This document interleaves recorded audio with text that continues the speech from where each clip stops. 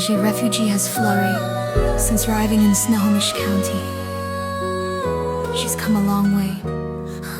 At 17, Doibu Merip came to Everett seeking refuge from the Burmese Civil War. Merip, now 23, is from Kachin State in northern Burma. Also known as Myanmar, her Kachin family was caught up in the conflict between independence fighters and the Burmese military. In Burma, we don't have democracy.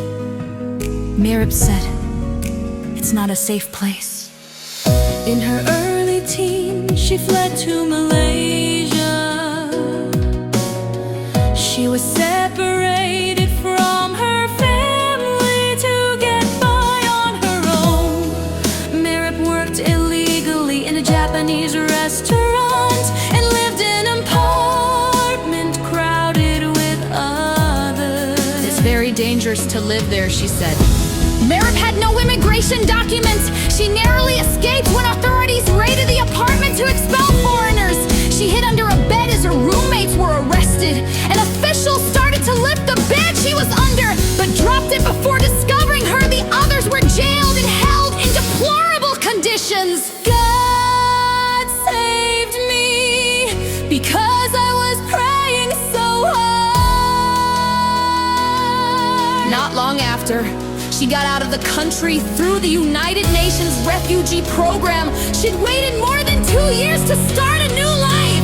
Merip arrived in the U.S. in the nick of time, just weeks before her 18th birthday deemed her ineligible. Lutheran Community Services Northwest Program for refugee children took her in.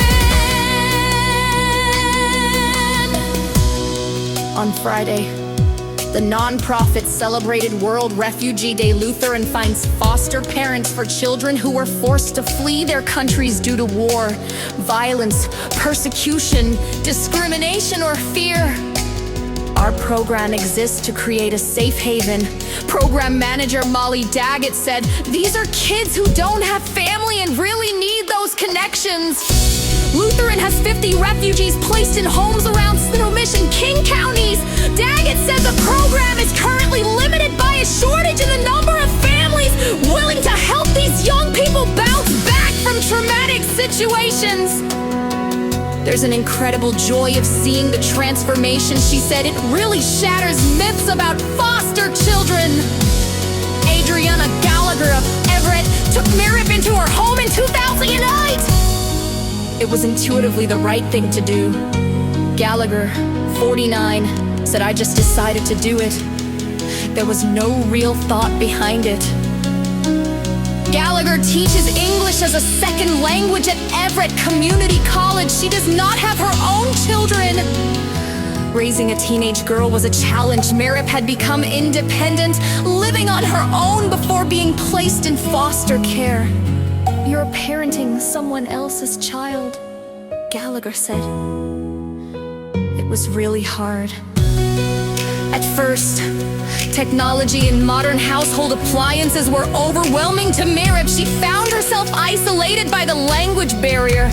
Though she spoke some English upon arrival, she was often unable to express more complicated thoughts and ideas. She took classes at night to improve. There were also cultural differences. Merip initially had trouble telling Gallagher how she felt. Merip opted for the silent treatment when she was angry or unhappy with her foster mother. In her culture, younger people do not voice disagreement with an elder. The greatest thing was learning to speak up. She said that's not something you can adapt to so easily. Through Lutheran, Merip and Gallagher received counseling to better their communication. They were determined to stick together. Many foster children are moved to different homes. The two shared some good times. They've traveled to the East Coast, taken camping trips, and went on a cruise together.